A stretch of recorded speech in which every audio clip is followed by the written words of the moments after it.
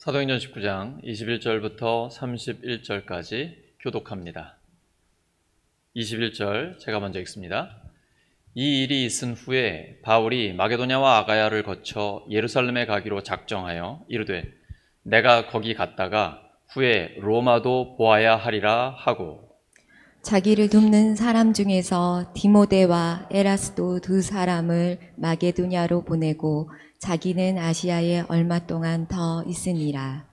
그때쯤 되어 이 도로 말미암아 적지 않은 소동이 있었으니, 즉 데메드리오라 하는 어떤 은색장이 은으로 아데미의 신상 모형을 만들어 직공들에게 적지 않은 벌이를 하게 하더니, 그가 그 직공들과 그러한 영업하는 자들을 모아 이르되 여러분도 알거니와 우리의 풍족한 생활이 이 생업에 있는데, 이 바울이 에베소뿐 아니라 거의 전 아시아를 통하여 수많은 사람을 권유하여 말하되 사람의 손으로 만든 것들은 신이 아니라 하니 이는 그대들도 보고 들은 것이라. 우리의 이 영업이 천하여질 위험이 있을 뿐 아니라 큰 여신 아데미의 신전도 무시당하게 되고 온 아시아와 천하가 위하는 그의 위엄도 떨어질까 하노라 하더라. 그들이 이 말을 듣고 분노가 가득하여 외쳐 이르되 크다 에베소 사람의 아데미여 하니, 온 시내가 요란하여 바울과 같이 다니는 마게도냐 사람 가이오와 아리스다고를 붙들어 일제히 연극장으로 달려 들어가는지라. 바울이 백성 가운데로 들어가고자 하나 제자들이 말리고, 함께 읽습니다. 또 아시아 관리 중에 바울의 친구된 어떤 이들이 그에게 통지하여 연극장에 들어가지 말라 권하더라. 아멘. 사도행전 20번째 시간, 로마가 보입니다. 로마가 보입니다 라는 제목으로 하나님의 말씀 전하겠습니다. 사도행전 19장 21절은 사도행전이 마무리될 때까지의 밑그림을 보여주고 있습니다. 바울이 복음을 들고 로마까지 가게 될 것을 미리 알려주는 것입니다. 당시 세계의 중심이었던 로마로 복음은 전진하고 있는 것입니다. 바울처럼 우리도 분명한 목표를 갖고 살 수 있습니다. 교회의 사명이 무엇입니까? 영혼을 구원하고 제자를 양육하며 하나님 나라의 아름다움을 드러내는 것입니다. 그리스도인의 목표는 예수님의 제자로서 사는 것입니다. 맞습니까? 우리 그리스도인들의 목표는 예수님의 제자로서 사는 것입니다. 예수님의 제자로 산다는 분명한 목표를 세웠으면 삶의 우선순위를 정해야 합니다. 그래야만 그 목표를 이룰 수 있습니다. 그렇지 않으면 구호에 그치게 됩니다. 그러나 삶의 우선순위를 정해서 끊을 것은 끊고 우선순위에 분명하게 집중을 하게 되면 그 목표를 이룰 수 있습니다. 예수님의 제자로 살려면 성경을 묵상하고 기도하며 성경대로 순종하면 됩니다. 그 외의 것들은 과감하게 끊어버려야 합니다. 다니엘이 뜻을 정하고 자기를 더럽히지 않기로 실천하니까 하나님께서 은혜를 주시고 도와주셨습니다. 그것이 성령의 열매인 절제입니다. 오직 성령의 열매는 마지막에 절제가 나오죠. 셀프 컨트롤입니다. 자기를 제어하는 것입니다. 빌립보서 3장 8절부터 14절 중에 일부를 보겠습니다. 시작. 모든 것을 해로 여김은 내 주 그리스도 예수를 아는 지식이 가장 고상하기 때문이라. 오직 한 일, 즉 뒤에 있는 것은 잊어버리고 앞에 있는 것을 잡으려고 표대를 향하여 그리스도 예수 안에서 하나님이 위에서 부르신 부름의 상을 위하여 달려가노라. 그리스도 예수를 아는 지식이 가장 고상하기 때문에 다른 모든 것들은 해로 여깁니다. 그리고 배설물처럼 전혀 후회하지 않고 버리게 됩니다. 우리 그리스도인들은 뒤에 있는 것은 잊어버립니다. 잘한 것도 잘못한 것도 잊어버립니다. 잊어버리지 않고 과거에 얽매이면 미래로 전진할 수가 없습니다. 오직 하나님의 말씀을 따라 뒤에 있는 것은 잊어버리고 앞에 있는 것을 잡으려고 달려갑니다. 예수님의 제자로 사는데 방해가 되는 것들은 과감히 끊고 하나님이 위에서 부르신 부름의 상을 위해 달려갑니다. 마지막에 주님을 만났을 때 잘했다, 착하고 충성된 종아, 그 한마디 들으려고 그걸 바라보면서 전력 질주하는 것입니다. 고린도전서 9장 22절에서 26절입니다. 시작. 너희도 상을 받도록 이와 같이 다름질하라. 이기기를 다투는 자마다 모든 일에 절제하나니 그들은 썩을 승리자의 간을 얻고자 하되 우리는 썩지 아니할 것을 얻고자 하노라. 지금 올림픽의 한창입니다. 올림픽에서 금메달 따기 위해서 선수들은 전력 질주합니다. 정말 목숨 걸고 달립니다. 그리스도인도 그와 같습니다. 우리는 모든 것을 절제하고 영원한 금메달을 받기 위해서 달려갑니다. 그 금메달 따면 많이들 씹더라고요. 근데 우리의 금메달은 영원한 금메달입니다. 썩어 없어질 금메달이 아니라 영원히 변하지 않는 금메달, 그것을 향해 달려가는 것입니다. 사도 바울의 고백입니다. 디모데후서 4장 7절과 8절입니다. 시작. 나는 선한 싸움을 싸우고 나의 달려갈 길을 마치고 믿음을 지켰으니 이제 후로는 나를 위하여 의의 면류관이 예비되었으므로 주 곧 의로우신 재판장이 그날에 내게 주실 것이며 내게만 아니라 주의 나타나심을 사모하는 모든 자에게도니라. 이 끊어버리는 사람 생각하면 저는 요셉이 떠오릅니다. 요셉처럼 하나님 앞에서 자기를 지킬 때 하나님이 함께 하셔서 형통하게 하십니다. 고난이 있지만 악을 선으로 바꿔주시고 넘치도록 위로해 주셔서 넉넉히 다른 사람들까지, 자기에게 상처 준 사람들까지 용서하게 해주십니다. 형들 용서할 수 있겠습니까? 자기를 노예로 팔아버렸는데 사실상 죽였지 않습니까? 그리고 그 이상한 아주머니 용서할 수 있을까요? 자기는 하지도 않았는데 누명 씌워가지고 감옥에 갇히게 했지 않습니까? 그런데 요셉은요, 하나님의 은혜를 충만히 받다 보니까 그 누구에게도 원수 갚지 않습니다. 얼마나 넘치게 받았는지 다 용서할 수 있는 거예요. 형들은 무서워서 벌벌 떱니다. 아버지 야곱이 돌아가시니까 이제 우린 죽었다는 거죠. 요셉이 우리를 가만둘 리가 없다는 겁니다. 요셉이 그 형들의 모습을 보면서 오히려 마음 아파합니다. 형들, 나 그렇지 않아. 하나님께 엄청난 위로를 받았어. 형들뿐 아니라 형들의 자녀들까지도 다 내가 돌본다니까, 책임진다니까. 그게 바로 하나님의 넘치는 위로입니다. 요셉은 사랑받는 아들에서 노예로, 그리고 죄수로 고난을 당했습니다. 우리가 당하는 고난에는 치열한 영적 전쟁이 있습니다. 하나님은 그 전쟁에서 우리가 승리할 수 있도록 우리의 한계 이상으로 우리를 훈련시키십니다. 그래서 우리를 더욱 단단한 하나님의 사람으로 만드시는 겁니다. 고린도전서 10장 13절입니다. 시작. 사람이 감당할 시험 밖에는 너희가 당한 것이 없나니 오직 하나님은 미쁘사 너희가 감당하지 못할 시험 당함을 허락하지 아니하시고 시험 당할 즈음에 또한 피할 길을 내사 너희로 능히 감당하게 하시느니라. 시험을 당할 그 당시에는 감당할 만하지 않습니다. 그럼 시험이 아니죠. 그런데 다 지나가게 하십니다. 이기게 하십니다. 절대 우리 홀로 두지 않으십니다.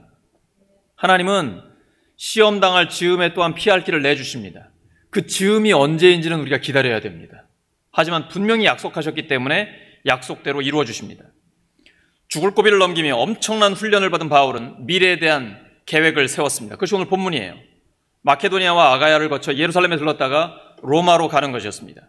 마케도니아와 아가야는 오늘날 그리스 지역입니다. 바울은 예루살렘의 가난한 자들을 구제하기 위해서 그리스의 여러 교회들에서 헌금을 거두어 예루살렘 교회에 전달하려고 했습니다. 헌금은 반드시 이렇게 하나님의 뜻대로 사용되어져야 합니다. 지난주에도 우리 교회 그 3천만 원 대출을 갚았는데요. 헌금은 반드시 이렇게 하나님의 영광을 위해 어려운 이웃들을 돕고 또 우리 교회에서 해결해야 될 부분들을 하고 이렇게 하나님 뜻대로 쓰여져야 합니다. 우리는 하나님께 지혜를 구하고 그 지혜로 계획을 세우게 됩니다. 그러면서 하나님의 영광을 위해 살겠다는 의욕이 넘칩니다. 그렇다고 내가 계획한 대로 되는 것 아닙니다. 제가 요즘도 깜짝깜짝 놀랍니다. 내가 어떻게 하다 울산에 왔지? 서울에서 미국 잠깐 갔다가 논산으로, 옥산으로, 그리고 울산으로 왔습니다. 제가 산을 하도 좋아해서 그런지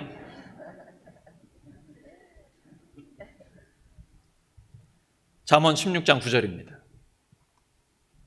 잠언 16장 9절. 사람이 마음으로 자기의 길을 계획할지라도 그의 걸음을 인도하시는 이는 여호와시니라.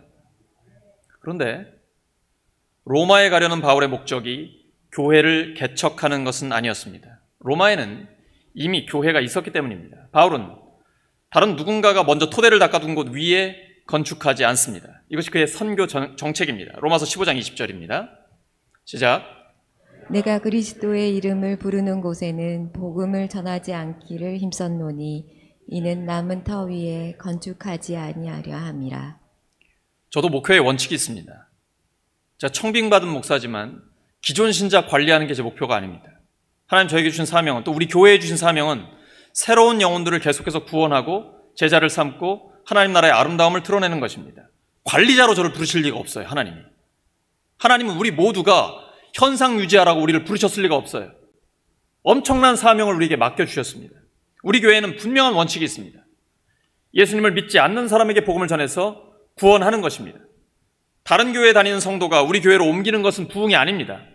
하나님 나라 전체로 보면 그건 수평 이동이에요. 우리 군대에서 위치 이동하는 것처럼 저 병사의 속옷이 곧 내 것이다 해서 이렇게 위치 이동하잖아요. 하나님 나라 전체를 보면 다른 교회에 있다가 우리 교회에 오는 건 이건 성장이 아니에요. 수평 이동이에요. 하나님 기뻐하시는 일 아닙니다. 물론 예외는 있습니다. 먼 지역에서 우리 교회 주변으로 이사를 오셨거나 다른 교회에서 상처를 받고 교회를 떠난 경우 등 특별한 경우들이 있습니다. 항상 예외는 있잖아요. 그런 경우에는 우리 교회에서 치유받고 회복돼서 함께 하나님 나라를 위해 살아가는 것, 이건 큰 기쁨이 됩니다. 사실 가나안 성도를 품고 가는 것이 우리 교회의 사명이기도 합니다. 가나안 성도 잘 아시죠? 거꾸로 하면 안 나가. 예수님 믿고 예수님은 너무 좋은데 교회는 안 나가. 교회에서 상처를 많이 받았기 때문이죠. 그들을 위로하고 다시 하나님의 영광을 위해 살 수 있도록 돕는 것도 우리 교회가 해야 할 일입니다. 분명한 원칙을 가진 사도 바울은 얼마 동안 로마에 들렀다가 스페인으로 가려고 했습니다. 왜 그럴까요? 당시 스페인은 로마 문명의 서쪽 끝에 있는 전초 기지였기 때문입니다. 바울은 복음을 들고 땅끝을 향해 가고 있었던 것입니다. 사도행전 1장 8절이 성령의 사람 바울을 통해서 이루어지고 있는 것입니다. 성령의 사람은 현재에 만족하지 않습니다. 항상 땅끝을 바라봅니다. 그래서 점점 더 성숙해질 수 있습니다. 신앙생활은 홀로 서기를 할 수 있어야 합니다. 신앙이 어릴 때는 먹여주는 말씀만 듣고 즐겁게 살면 됩니다. 하지만 어느 정도 성장한 후에는 자기 스스로 하나님의 말씀을 연구해서 먹어야 하고 또 다른 사람을 먹일 수도 있어야 합니다. 코로나19 상황에서는 더 그렇습니다.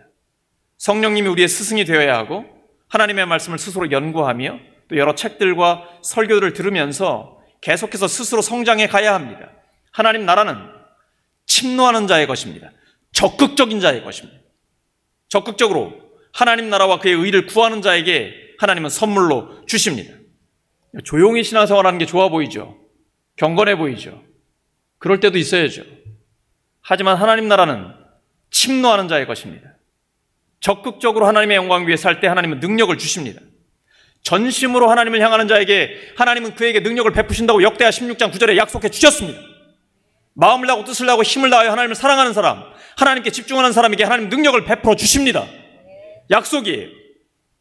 기독교 신앙은 홀로 설기를 하지 않으면 평생 신앙생활을 해도 어린아이 상태를 벗어나기 어렵습니다. 그래서 오래 교회는 다녔지만 여전히 영적으로는 어린아이예요. 신앙생활은 나이로 하는 게 아닙니다. 목사가 어르신들을 존중은 해드립니다. 그러나 영적인 수준은 또 다른 나이가 있는 것입니다. 우리가 육체적인 나이가 있고 영적인 나이가 있는 것입니다.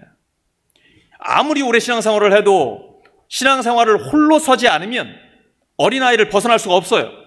어느 정도 자라고 난 후에는 마음껏 활동할 수 있는 장이 교회 내에 마련이 되어야 됩니다. 부모나 신앙의 선배가 영원히 돌봐줄 수 없어요. 주님이 부르시면 언제든지 우리는 떠나야 됩니다. 그래서 다음 세대가 잘할 수 있도록 기회를 주어야 합니다. 우리 교회는 철저히 다음 세대에 집중해야 합니다. 우리의 젊은 세대 그리고 어린 세대들에게 장을 열어줘야 되고 마음껏 뛰놀 수 있도록 기회를 주어야 합니다. 히브리서 5장 13절과 14절입니다. 시작. 젖을 먹는 자마다 어린아이니 의의 말씀을 경험하지 못한 자여 단단한 식물은 장성한 자의 것이니 저희는 지각을 사용함으로 연단을 받아 선악을 분별하는 자들이니라. 말씀 경험이라고 보이시죠? 의의 말씀을 경험. 하나님의 말씀을 경험하지 못하면 영적으로 어린아이에 머물게 됩니다. 그런데 교회는 오래 다녔기 때문에 어떻게 해야 되는지는 압니다. 그래서 성숙한 척은 할 수 있어요. 그러나 그 오래 못 갑니다. 다 분별이 돼요. 반면에 하나님의 말씀을 경험하면 점점 더 성숙한 그리스도인으로 성장하게 됩니다. 성령께서 모든 것을 가르치시고 모든 진리 가운데 인도하시며 주님 말씀을 생각나게 하십니다. 그래서 하나님의 선하시고 기뻐하시고 온전하신 뜻이 무엇인지 분별할 수 있게 해주십니다. 사도 바울은 에베소 교인들이 홀로 서기를 잘 할 수 있도록 도와주었습니다. 그는 부흥이 일어난다고 해서 그곳에 지나치게 오랫동안 머무르지 않았습니다. 그들에게 충분한 말씀을 전한 후에는 그들과 작별하고 예루살렘과 로마로 향했습니다. 특별히 에베소에서 소동이 일어났을 때 그것은 에베소 성도들이 영적인 젖을 떼게 만드는 계기가 됐습니다. 우리 교회도 그래서 새가족 양육 프로그램에 한 주를 더했습니다. 5주만 하니까 부족하더라고요. 큐티 훈련이 꼭 필요해요. 스스로 성경을 연구하고 기도하면서 하나님과 더 친밀해지기 위해서 6주 프로그램으로 바꿨습니다. 우리 교회 새가족 양육 프로그램은 그렇게 바꾸니까요. 참고해 주시고요. 바울이 에베소 성도들에게 보낸 편지에 이런 하나님의 마음이 잘 표현되어 있습니다. 에베소 3장 16절에서 19절입니다. 시작. 성령으로 말미암아 너희 속사람을 능력으로 강건하게 하시오며 믿음으로 말미암아 그리스도께서 너희 마음에 계시게 하시옵고 너희가 사랑 가운데서 뿌리가 박히고 터가 굳어져서 능히 모든 성도와 함께 지식에 넘치는 그리스도의 사랑을 알고 그 너비와 길이와 높이와 깊이가 어떠함을 깨달아 하나님의 모든 충만하신 것으로 너희에게 충만하게 하시기를 구하노라. 이게 지금 바울이 에베소서 성도들에게 보낸 편지예요. 성령으로 말미암아 너희 속사람을 능력으로 강건하게 하시오며, 이제 홀로 서가지고 점점 더 하나님과 친밀해지고 속사람이 강건해지는 거예요. 누가 뭐라고 하건 어떤 상황이 오건 흔들리지 않은 강력한 하나님의 사람이 되는 것입니다. 하지만 신앙적으로 성숙해지는 건 결코 쉽지 않습니다. 성도들 사이에 서로 오해가 생기기도 하고 다툼이 일어나기도 합니다. 이런 것은 신앙이 성숙해지는 과정에서 생기는 성장통과 같은 것입니다. 우리 아이들 키울 때 애들이 관절이 아프다고 그러잖아요. 성장하는 거니까. 그러니까 뭐 자기보다 더 커지잖아요. 부모보다 자녀들이 더 커지잖아요. 성장통이 있기 때문이죠. 그런데 우리가 사람들이 모인 곳이기 때문에 오해나 갈등이나 다툼이 있을 수 있어요. 이때 떠올려야 할 말씀이 있습니다. 예수님이 십자가에 달리셨을 때 첫 번째 하셨던 말씀입니다. 누가복음 23장 34절입니다. 시작. 아버지 저들을 사하여 주시옵소서 자기들이 하는 것을 알지 못함이니이다. 예수님은 자신을 십자가에 못 박은 그 자들까지도 용서하셨습니다. 그 첫 번째 말씀이었어요. 그리고 하나님은 우리 모두를 용서해 주셨습니다. 그 용서를 받은 우리가 용서 못할 사람 있습니까? 이론적으로 없습니다. 근데 용서가 안 됩니다. 그럼 기도해야 됩니다. 하나님, 용서할 수 있는 마음을 주세요. 반드시 응답하십니다. 나를 변화시키세요. 그래서 용서할 수 있게 해주십니다. 그것이 바로 예수님을 닮아가는 성숙함입니다. 이제 교회로 보겠습니다. 교회가 성장하다 보면 성장통이 있을 수 있습니다. 그것을 두려워하거나 피해서는 안 됩니다. 기도하면서 정면으로 부딪히면 하나님께서 해결해 주십니다. 그것은 교회가 큰 그릇, 깨끗한 그릇이 되어가는 과정입니다. 여러분, 우리 교회에 지난 5개월 동안 제가 3월 4일에 부임했는데 딱 5개월 됐습니다. 몇 명 새가족 등록했을까요? 몇 명이요? 한 달 평균 한 3명 정도, 15명입니다. 그 중에 조이가이 그 태국 성도들이 강원도로 이주했죠? 빼고는 100% 정착했습니다. 우리 교회는 웬만한 건 놀라지 않아요. 뭐 늘 거의 100% 정착했어요. 새가족들이 공통되게 고백하는 게 있습니다. 뭘까요? 우리 교회에서 예배드리면 편안하다는 거예요. 다 그 말씀하세요. 여러분, 편안하니까 정착하는 거예요. 평안함은 성령의 열매입니다. 오직 성령의 열매는 사랑, 희락, 화평입니다.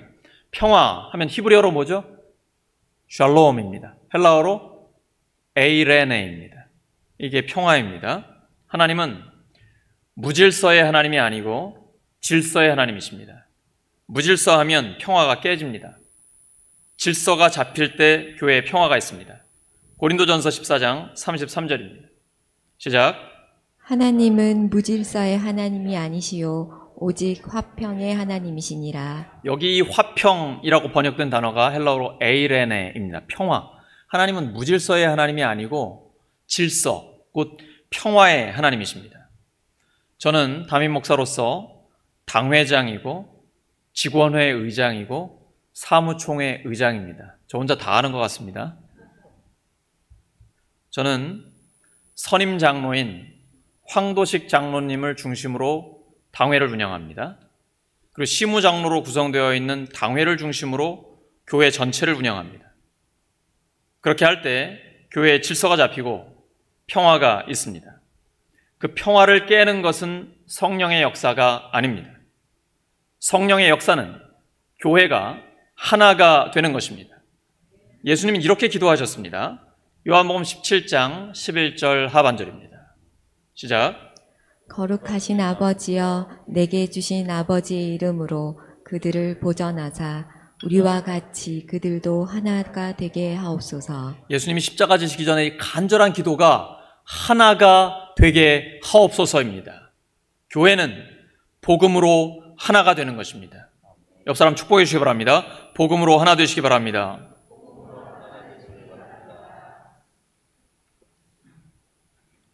예수님이 평화를 누리는 사람이 복이 있다고 하셨죠? 평화를 만드는 사람들이 복이 있다고 하셨죠? 예수님은 평화를 누리는 사람이 복이 있다고 하시지 않고 평화를 만드는 사람이 복이 있다고 하셨습니다. 가정의 평화를 만들려면 어떻게 해야 됩니까?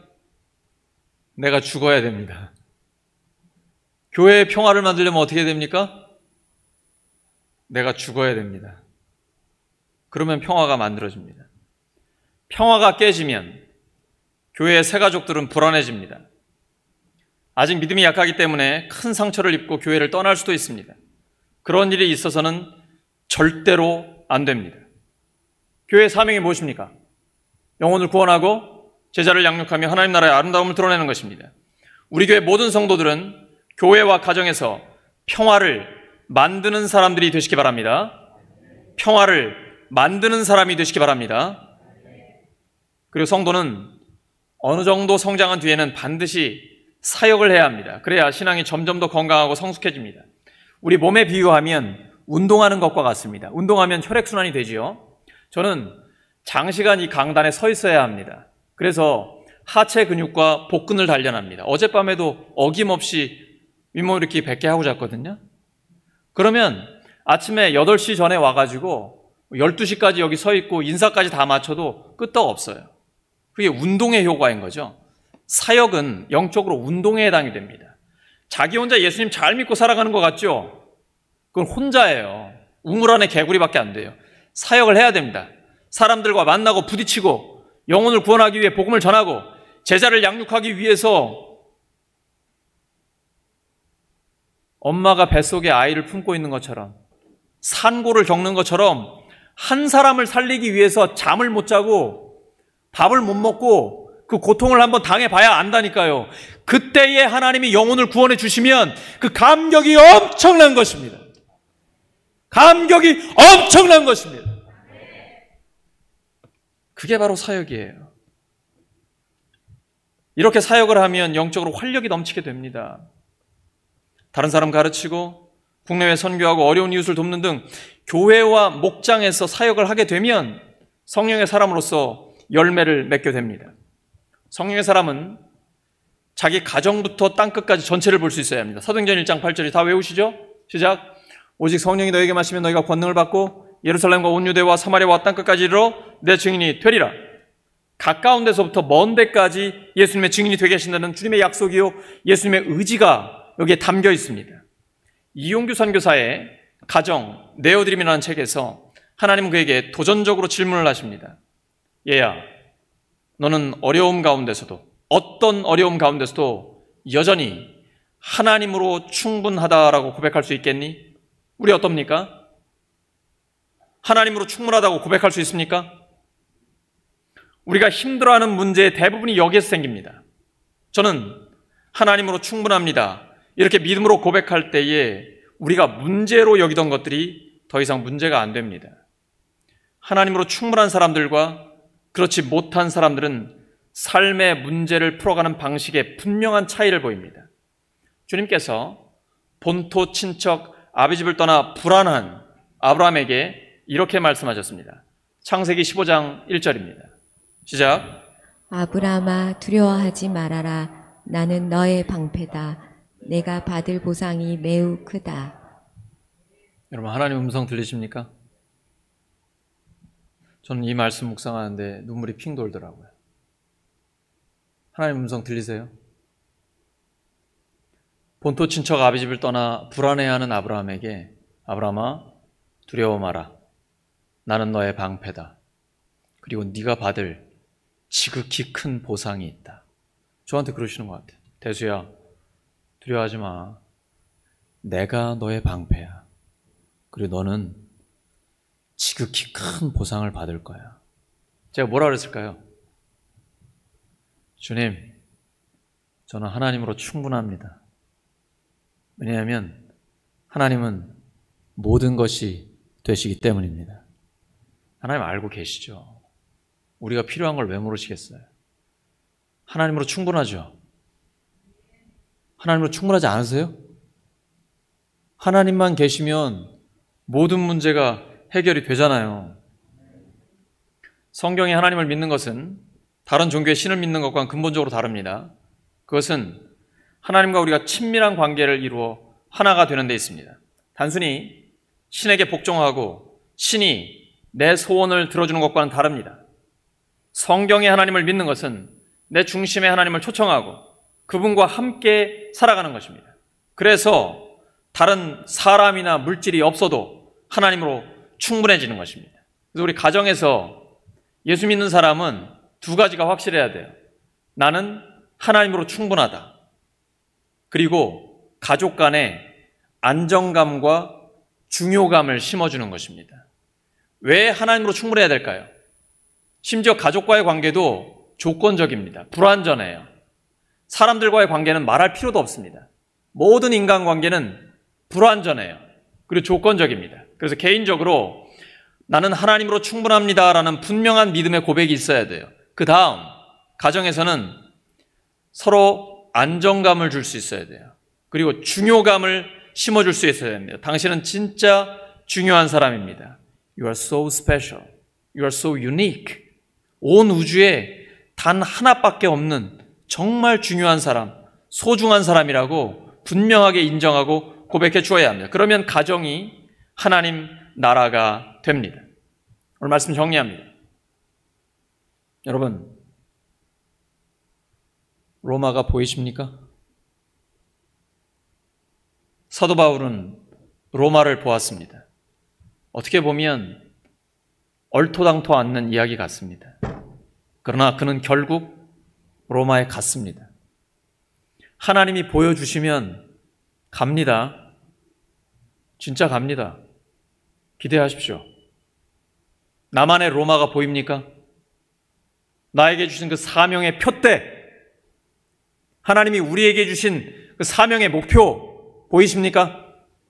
하나님 우리에게 로마를 보여주십니다. 성령님은 우리를 가정에서 땅끝까지 보게 하십니다.